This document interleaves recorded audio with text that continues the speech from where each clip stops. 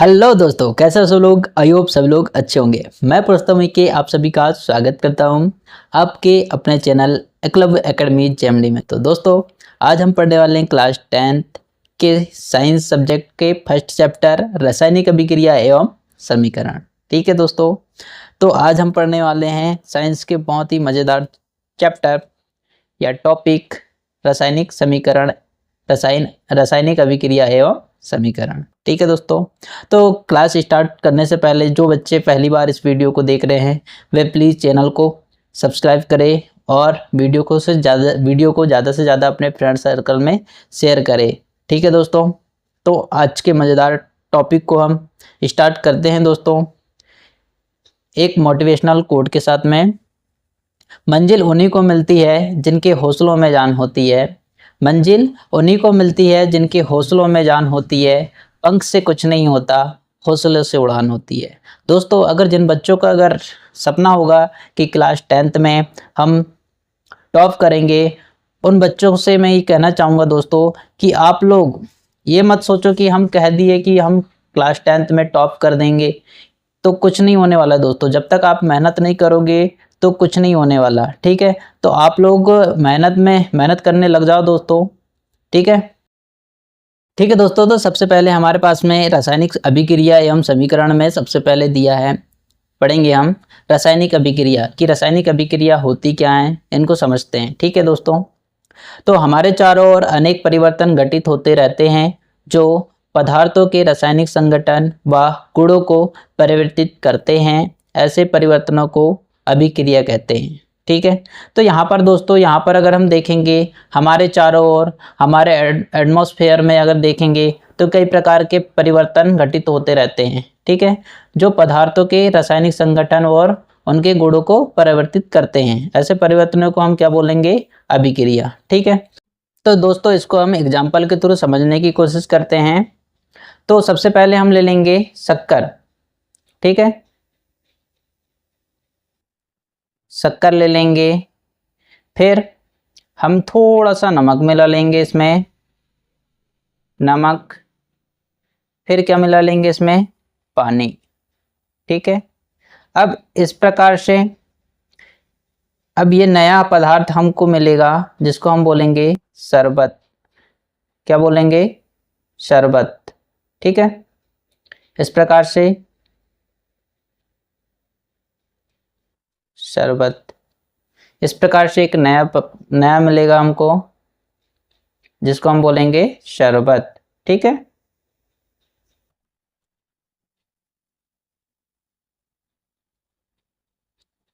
इस प्रकार से प्राप्त होगा शरबत। ठीक, अब यहां पर हम देखेंगे शक्कर। शक्कर की अवस्था कैसी है? ठोस। नमक, नमक भी हल्का ठोस होता है, और पानी द्रव अवस्था में होता है। ये पूरे को मिलाने के बाद में क्या बन जा रहा है? द्रव। अब यहाँ पर कुछ बच्चों का कहना होगा कि सर शरबत बनाते समय नमक का प्रयोग नहीं करते। तो नमक का थोड़ा सा मात्रा हम मिला रहे हैं दोस्तों इसमें। ठीक है, तो यहाँ पर अगर हम देखेंगे ठोस, ठोस, द्रव, ये तीनों मिलकर क्या बन रहे हैं? द्रव। तो यहाँ पर अगर देखेंगे तो इनके संगठन में परिवर्तन हो रहा है। संगठन में परिवर्तन हो रहा है ना, ठोस, ठोस और द्रव मिला के क्या बन रहे हैं? द्रव। एक मात्र बन रहा है द्रव, तो इनके संगठन में परिवर्तन हो गया। ठीक है, अब यहाँ पर अगर हम देखेंगे, बात करेंगे शक्कर। शक्कर क्या होता है? थोड़ा मीठा होता है। फिर नमक, फिर पानी। ठीक है, तो नमक नमकीन टाइप का होता है। अब इन तीनों को मिलाएंगे तो क्या बन रहा है? शरबत, मीठा पदार्थ बन रहा है। ठीक है, तो इस प्रकार से अगर देखेंगे तो इनके गुणों में भी परिवर्तन हो रहा है। ठीक है, हमने देखा इसमें कि रासायनिक संगठन में परिवर्तन हो रहा है और रासायनिक गुणों में भी परिवर्तन हो रहा है। तो ऐसे परिवर्तनों को हम क्या बोलेंगे? रासायनिक अभिक्रिया। ठीक है, तो आई होप आप लोगों को समझ में आया होगा दोस्तों। और जो बच्चे पहली बार इस वीडियो को देख रहे हैं वे ज़्यादा से ज़्यादा अपने फ्रेंड सर्कल में इस वीडियो को शेयर करें और इस चैनल को सब्सक्राइब कर लें और ज़्यादा से ज़्यादा, ठीक है, इस चैनल को सब्सक्राइब करें और बहुत ही अच्छे तरीके से आप क्लास 10th के साइंस की तैयारी करें। ठीक है दोस्तों, तो यहाँ पर हमने देखा पहले एग्जाम्पल में कि शक्कर, नमक और पानी लिया हमने, जिससे हमने बनाए शरबत। ठीक है, तो यहाँ पर अगर देखेंगे तो इनके रासायनिक संगठन और हमने देखा कि गुण भी परिवर्तन होते हैं। इस प्रकार की घटना को हम क्या बोलते हैं? रासायनिक अभिक्रिया। ठीक है, और दूसरे एग्जाम्पल से समझने की कोशिश करते हैं दोस्तों। इसमें अगर मान लो हम यहाँ पर ले लेते हैं कोयला, या फिर हम ले लेते हैं लकड़ी। ठीक है, लकड़ी को जलाने के बाद में क्या बनता है दोस्तों? कोयला बनता है ना। फिर कोयला से फिर क्या बन जाएगा? राख। अब यहाँ पर भी अगर हम देखेंगे तो इसकी भी क्या हो रही है दोस्तों? इसके भी रासायनिक संगठन बदल रहे हैं और गुण भी बदल रहा है। ठीक है, इस प्रकार से। अब इसी को हम देखेंगे नेक्स्ट एग्जाम्पल के थ्रू समझने की कोशिश करते हैं। मान लो हमने यहाँ पर ले लिया दूध, जे हमने ले लिया दूध। ठीक, दूध में थोड़ा सा मिला लिए नींबू। ठीक है, या कोई भी खट्टा पदार्थ मिला लिए। इस प्रकार से मिलाने के बाद में क्या बनता है? दही। ठीक है, दही। इस प्रकार से एक नया पदार्थ मिलता है हमको, दही। अब दूध देखेंगे तो हल्का मीठा होता है, नींबू खट्टा होता है। अब दोनों को अगर मिला दिए तो दही। ठीक है, तो इस प्रकार से दोस्तों यहाँ पर अगर देखेंगे तो इसके रासायनिक संगठन और इनके गुणों में भी परिवर्तन हो रहा है। तो इस प्रकार की घटना को हम क्या बोलेंगे? रासायनिक अभिक्रिया। ठीक है, तो आई होप आप लोगों को समझ में आया होगा दोस्तों, और एग्जाम्पल के थ्रू। अब यहाँ पर अगर देखेंगे दोस्तों दही। ठीक है, तो दही में कौन सा अम्ल पाया जाता है? ये कमेंट में आप लोगों के लिए आंसर, जो बच्चे अगर ईमानदारी से पढ़ रहे होंगे दोस्तों, उनको पता होगा कि दही में कौन सा अम्ल पाया जाता है। तो वो बच्चे प्लीज कमेंट में इसका आंसर देंगे कि दही में कौन सा अम्ल पाया जाता है। ठीक है दोस्तों, और नेक्स्ट और एग्जाम्पल के थ्रू समझने की कोशिश करते हैं। जैसे दूध का फटना, है ना। दूध का फटना भी क्या होगा? रासायनिक अभिक्रिया। जंग का लगना, ये भी क्या है दोस्तों? रासायनिक अभिक्रिया है। दहन, परमाणु और विस्फोट आदि, ये सभी क्या हैं दोस्तों? रासायनिक अभिक्रिया के एग्जाम्पल। ठीक है दोस्तों, तो आई होप आप लोगों को बहुत ही अच्छे तरीके से समझ में आया। ठीक है, अब करते हैं नेक्स्ट।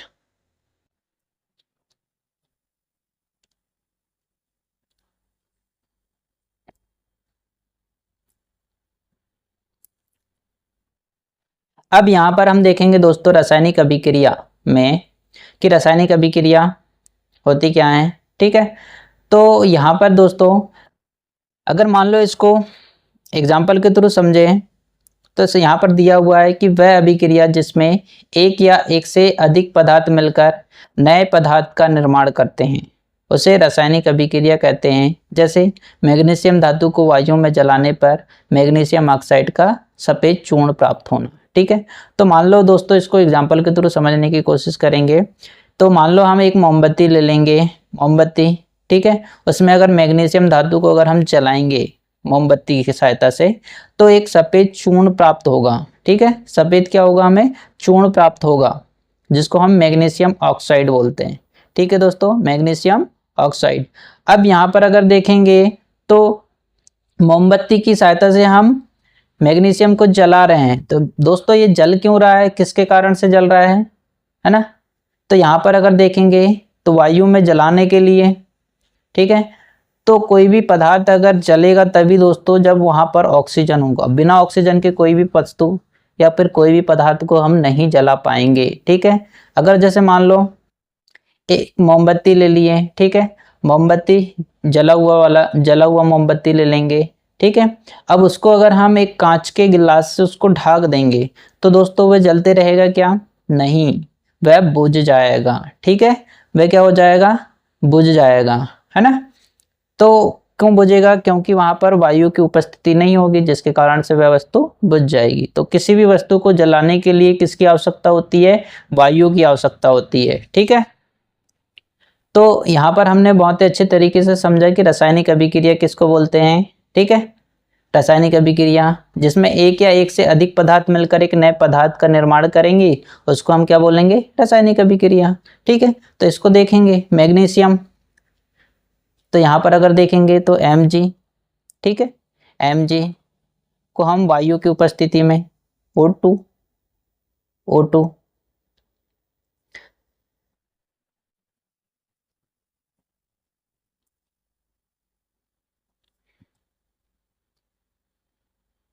O2 से जब क्रिया कराएंगे तो क्या बनता है दोस्तों? क्या बनता है? MgO। अब यहाँ पर अगर हम देखेंगे MgO, ठीक है, तो यहाँ पर बनेगा 2MgO। अब यहाँ पर अगर हम देखेंगे दोस्तों, तो यहाँ पर अगर देखेंगे तो मैग्नीशियम 2 हो गए, यहाँ पर मैग्नीशियम 1 था, ऑक्सीजन यहाँ पर 2 है, यहाँ पर ऑक्सीजन 1 है। तो यहाँ पर इसको बैलेंस करने के लिए क्या करेंगे दोस्तों? यहाँ पर हम लगा देंगे 2। अब यहाँ पर अगर देखेंगे तो 2 मैग्नीशियम हो गए और ऑक्सीजन 2, ठीक है। जैसे कि यहाँ पर देखेंगे तो ये हमारा समीकरण क्या हो गया? संतुलित हो गया।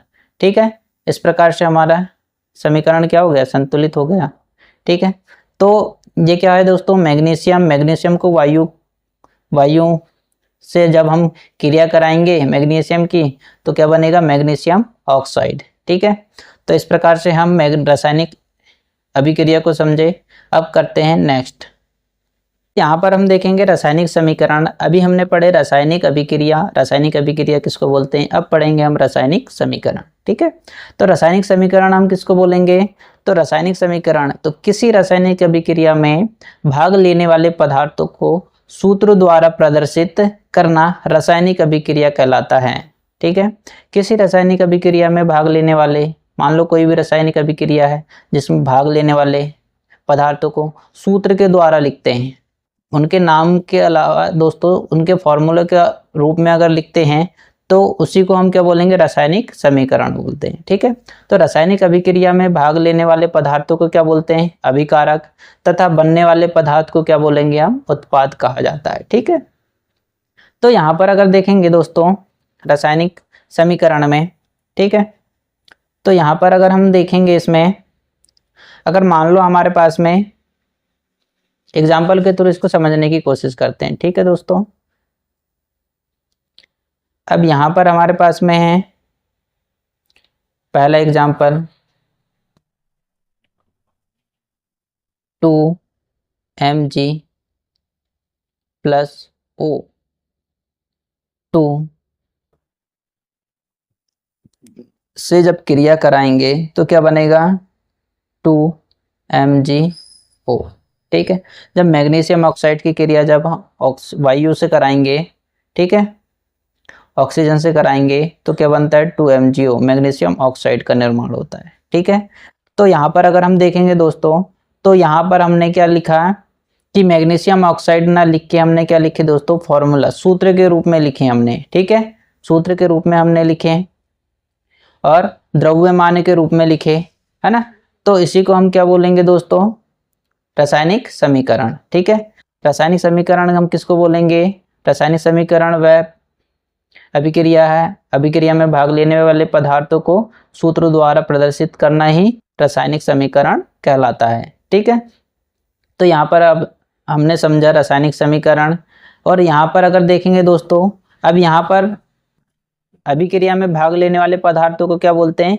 अभिकारक। तो यहाँ पर रासायनिक अभिक्रिया में कौन कौन से? मैग्नीशियम और ऑक्सीजन भाग ले रहा है। ठीक है, तो इसको हम क्या बोलेंगे? अभिकारक।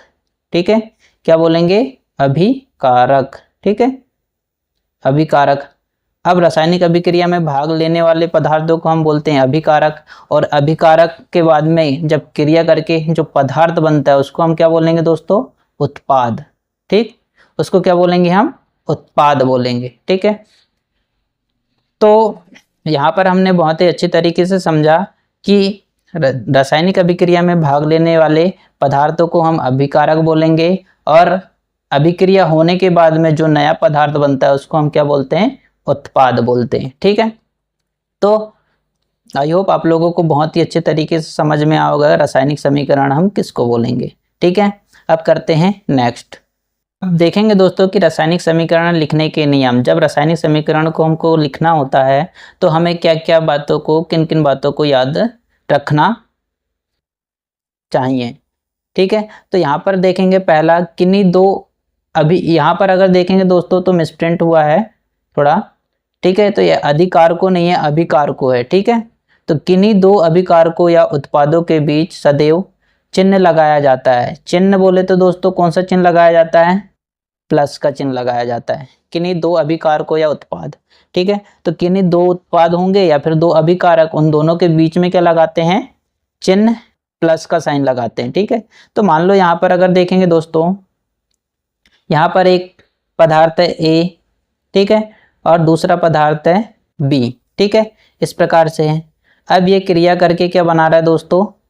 ए बी का निर्माण कर रहा है। ठीक है, तो इसके बीच में लगा हुआ चिन्ह, ठीक, प्लस का साइन लगता है। तो वही बात दिया है पहले पॉइंट में, किन्हीं दो अभिकारकों या उत्पादों के बीच सदैव प्लस का साइन लगाया जाता है। ठीक है, अब यहाँ पर अगर देखेंगे तो यहाँ पर दो ही अभिकारक हो सकते हैं क्या? जैसे कि हमने अभी पढ़ा कि अभिकारक किसको बोलते हैं और उत्पाद किसको बोलते हैं। ठीक है, तो अभिक्रिया में भाग लेने वाले पदार्थों को हम अभिकारक बोलते हैं, और अभिक्रिया द्वारा अभिकारक, है ना, और उत्पाद किसको बोलते हैं? जो अभिक्रिया के बाद जो पदार्थ बनता है उसको हम क्या बोलते हैं? उत्पाद बोलते हैं। ठीक है, तो यहाँ पर हमने देखा तो इन दोनों के बीच में अगर देखेंगे तो प्लस का साइन लगाया जाता है। ठीक है, अब दूसरा देखेंगे, अभिकारकों को बाईं ओर तथा उत्पाद को दाईं ओर लिखा जाता है। जैसे कि हमने यहाँ पर देखा, ये बाईं ओर क्या है? अभिकारक। ठीक, अभिकारक बोलेंगे इसको बाईं ओर, दाईं ओर में उत्पाद। ठीक, उत्पाद ऐसे। ठीक है, अब तीसरा पॉइंट देखेंगे, अभिकारकों व उत्पादकों के बीच सदैव तीर का निशान लगाया जाता है, जो इस प्रकार से यहाँ पर दिखाई दे रहा है। ठीक है, ये इस प्रकार से तीर का निशान लगाया जाता है जब दो अभिकारक, ठीक है, अभिकारक क्रिया करने के बाद में जो नया पदार्थ बनाता है, ठीक, उन दोनों के बीच में एक तीर का निशान लगाया जाता है। ठीक है, यहाँ पर हम देखेंगे अब चौथा पॉइंट, यदि अभिक्रिया उत्क्रमणीय है तो अभिकारक उत्पाद के बीच अभिक्रिया दोनों ओर से होती है, चिन्ह लगाया जाता है। यहाँ पर अगर देखेंगे तो चिन्ह लगाया जाता है। कौन सा चिन्ह लगाया जाता है? तो इसको देखेंगे, एग्जाम्पल के थ्रू समझते हैं। ठीक, तो यहाँ पर अगर देखेंगे तो उत्क्रमणी, तो यहाँ पर अगर देखेंगे तो इस प्रकार से चिन्ह लगाया जाता है। ठीक है दोस्तों, इस प्रकार से चिन्ह लगाया जाता है इसका। ठीक, उत्क्रमणी। अब इसको समझते हैं दोस्तों, उत्क्रमणीयता को। ठीक है, अब अगर मान लो हमारे पास में है पानी, अब पानी है, अब इसको हमने ठंडा किया,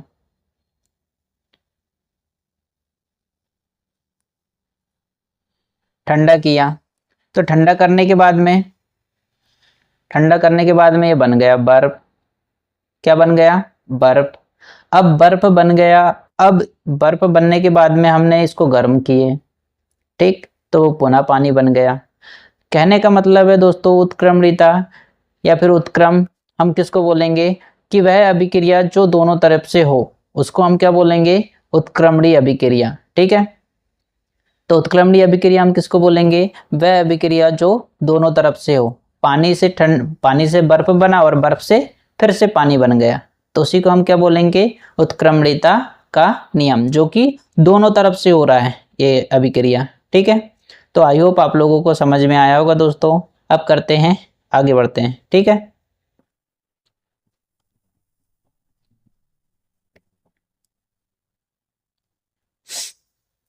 अब पढ़ेंगे हम संयोजन अभिक्रिया, एडिशनल रिएक्शन। ठीक है, संयोजन अभिक्रिया हम किसको बोलेंगे? ठीक है, एडिशनल रिएक्शन।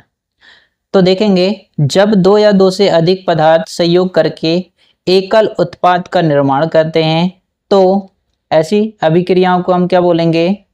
ऐसी अभिक्रियाओं को हम क्या बोलेंगे? ऐसी अभिक्रिया को हम संयोजन अभिक्रिया कहते हैं। ठीक है, तो देखेंगे दोस्तों यहाँ पर कि क्या बोलना चाह रहा है, जब दो या दो से अधिक पदार्थ संयोग करके, है ना, एकल उत्पाद का निर्माण करते हैं तो उस अभिक्रिया को संयोजन अभिक्रिया कहते हैं। ठीक है, तो इसको समझते हैं। दो या दो से अधिक पदार्थ, तो यहाँ पर अगर देखेंगे तो हमारे पास में एक अभिकारक,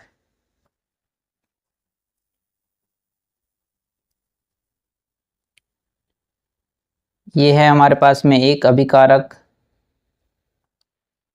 ठीक, अभिकारक, और ये ले लेते हैं हम और दूसरा अभिकारक, अभिकारक। अब ये दो अभिकारक मिलकर एक उत्पाद, एकल उत्पाद का निर्माण करते हैं, उत्पाद। ठीक है, उसी को हम क्या बोलेंगे, संयोजन अभिक्रिया। ठीक है, जब दो या दो से अधिक पदार्थ मिलकर एकल उत्पाद का निर्माण करते हैं जिसे हम संयोजन अभिक्रिया कहते हैं। एक पदार्थ ये हो गया ए और दूसरा पदार्थ हमारे पास में क्या हो गया बी, दोनों से मिलकर क्या बना दिया उसने, ए बी, एक उत्पाद बना दिया उसने, है ना। इसी को हम क्या बोलेंगे, एकल उत्पाद का निर्माण।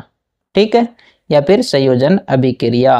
ठीक, तो दोस्तों यहाँ पर अगर देखेंगे तो संयोजन अभिक्रिया आप लोग समझा होगा, समझ में आया होगा कि दो या दो से अधिक अभिकारक मिलकर एक एकल उत्पाद का निर्माण करते हैं जिसे हम संयोजन अभिक्रिया कहते हैं। अब इसके एग्जाम्पल देखते हैं दोस्तों। ठीक है, एग्जाम्पल देखते हैं। अब मान लो हमारे पास में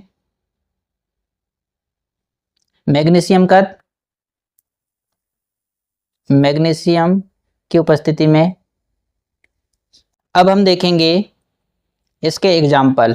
ठीक है, तो पहला एग्जाम्पल है मैग्नीशियम का वायु में दहन। ठीक है, एग्जाम्पल पहला,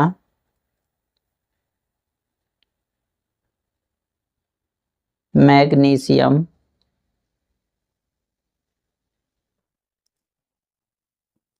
का वायु में दहन। ठीक है, तो यहाँ पर अगर देखेंगे तो मैग्नीशियम का वायु में दहन, तो मान लो यहाँ पर अगर देखेंगे मैग्नीशियम ले लिए हमने, ठीक है, और वायु O2, जब दोनों के जब हम क्रिया कराएंगे तो क्या मिलेगा हमको, 2MgO। ठीक है, अब यहाँ पर अगर हम देखेंगे तो दो मैग्नीशियम हो गए और यहाँ पर ऑक्सीजन एक है और यहाँ पर ऑक्सीजन दो है। ठीक है, अब इसको अगर हम बैलेंस करेंगे तो क्या करेंगे दोस्तों, ये जो 2 लगा है या इसके सामने हम 2 लगाएंगे। ठीक है, तो यहाँ पर अगर देखेंगे तो दो मैग्नीशियम हो गए, दो ऑक्सीजन हो गए, उसी प्रकार से यहाँ पर दो मैग्नीशियम और दो ऑक्सीजन हो गए। ठीक है, तो मैग्नीशियम और ऑक्सीजन की क्रिया जब हम कराते हैं तो मैग्नीशियम ऑक्साइड का निर्माण होता है। ठीक है, तो मैग्नीशियम ऑक्साइड का निर्माण होता है, जैसे ये देखेंगे तो ये हमारा है मैग्नीशियम,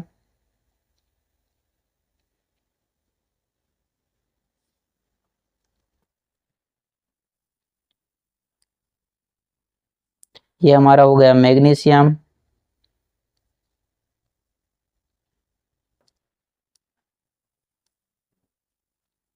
मैग्नीशियम, ठीक है, प्लस ऑक्सीजन से जब हम क्रिया कराएंगे तो क्या बनता है, मैग्नीशियम ऑक्साइड, मैग्नीशियम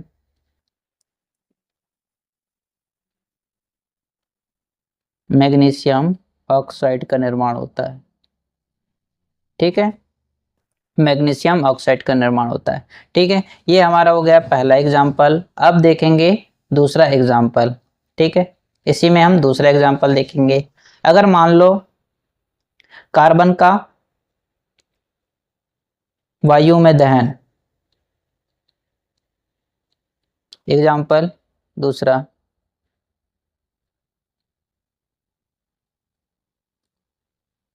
कार्बन का वायु में दहन। ठीक है, तो यहाँ पर अगर हम देखेंगे तो कार्बन प्लस O2 से जब हम क्रिया कराएंगे तो क्या बनता है, CO2। ये हो गया हमारा कार्बन प्लस ऑक्सीजन जब हम क्रिया कराएंगे तो क्या बनेगा, carbon dioxide, carbon dioxide का निर्माण होता है। ठीक है, इस प्रकार से ये हो गया हमारा दूसरा एग्जाम्पल। अब तो यहाँ पर हम तीसरा एग्जाम्पल इसी में देखेंगे। तीसरा एग्जाम्पल इसी में देखते हैं। जब हम हाइड्रोजन के अणु, ठीक है, की क्रिया जब हम ऑक्सीजन से कराएंगे, ठीक है, हाइड्रोजन की क्रिया जब ऑक्सीजन से कराएंगे तो हमारे पास में क्या बनेगा, H2O, ठीक है, H2O। यहाँ पर अगर देखेंगे तो हाइड्रोजन, O2, ऑक्सीजन, ठीक है, O2 जिसको हम बोलते हैं। तो यहाँ पर अगर हम देखेंगे तो O2 हमारे पास में 2 हैं, यहाँ पर 1 है। ठीक है, तो इसको भी 2 बनाने के लिए हम क्या करेंगे, यहाँ पर 2 लगाएंगे। अब यहाँ पर अगर देखेंगे तो हाइड्रोजन हमारे कितने हो गए, यहाँ पर 4 हो गए, यहाँ पर 2 है। तो संतुलित करने के लिए क्या करेंगे, यहाँ पर 2 लगाएंगे। अब यहाँ पर अगर हम देखेंगे तो ये समीकरण हमारा पूर्ण होता है। ठीक है, संतुलित होता है। ठीक है, तो इस प्रकार से हमने 3 एग्जाम्पल देखे संयोजन अभिक्रिया के। तो आई होप आप लोगों को बहुत ही अच्छे तरीके से समझ में आया होगा कि संयोजन अभिक्रिया हम किसको बोलते हैं। संयोजन अभिक्रिया किसको बोलेंगे दोस्तों, जिसमें 2 या 2 से अधिक पदार्थ मिलकर या संयोग कर एकल उत्पाद का निर्माण करते हैं, जिसे हम संयोजन अभिक्रिया कहते हैं। ठीक है, तो आई होप आप लोगों को बहुत ही अच्छी तरीके से समझ में आया होगा कि संयोजन अभिक्रिया हम किसको बोलते हैं। ठीक है दोस्तों, अब करते हैं आगे।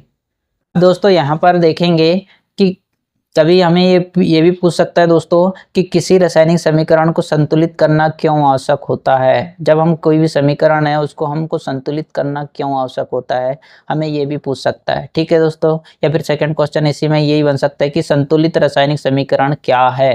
संतुलित रासायनिक समीकरण क्या है, तो हम आंसर इसका लिखेंगे दोस्तों, जब अभिकारकों व उत्पादों के परमाणुओं की संख्या समान हो, ठीक है, दोनों तरफ अभिकारक और उत्पाद दोनों के परमाणु संख्या अगर समान हो तब उसे संतुलित रासायनिक समीकरण कहते हैं। ठीक है, जिनके द्रव्यमान संरक्षण नियम के अनुसार द्रव्यमान को ना तो नष्ट किया जा सकता है और ना ही बनाया जा सकता है, इसलिए अभिकारकों और उत्पादकों का परमाणु द्रव्यमान बराबर होना चाहिए। रासायनिक समीकरण को संतुलित जो कि करना आवश्यक है, रासायनिक समीकरण को संतुलित करना आवश्यक है। ठीक है, क्योंकि दोस्तों यहाँ पर अगर हम देखेंगे तो अभिकारक और उत्पाद, ठीक है, हमारे पास में 2 रहते हैं, अभिकारक और उत्पाद। ठीक है, यहाँ पर अगर देखेंगे तो A और B मिलकर एक उत्पाद का निर्माण कर रहे हैं, मान लो C।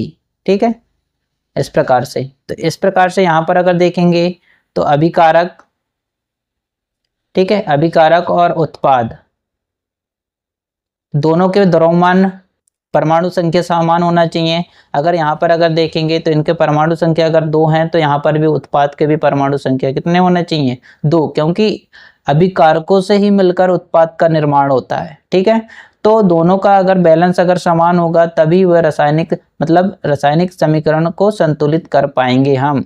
ठीक है, अगर समीकरण में अगर हम दोनों के अगर मान अलग अलग होंगे परमाणु संख्या, ठीक है, तो